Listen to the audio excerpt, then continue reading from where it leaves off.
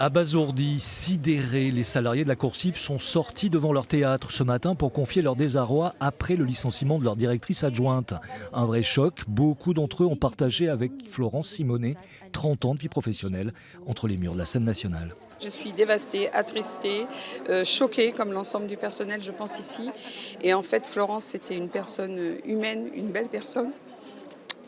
Donc en fait, on perd très gros. Choquée, meurtrie, en souffrance.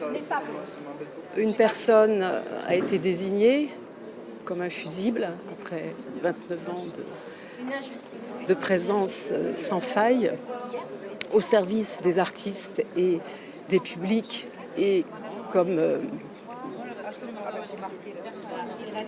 C'est en début de semaine que le conseil d'administration a informé la directrice adjointe de son renvoi de la Coursive sans préavis, au motif d'un grave conflit portant atteinte à son bon fonctionnement. Entre les lignes, grave conflit avec le directeur Franck Becker, arrivé en 2017. Aujourd'hui, les langues se délient, les salariés s'expriment, font part de leur mal-être au travail, de leur souffrance et pointent la responsabilité du directeur de la Coursive. Un directeur qui ne nous fait pas confiance, il nous le dit les yeux dans les yeux.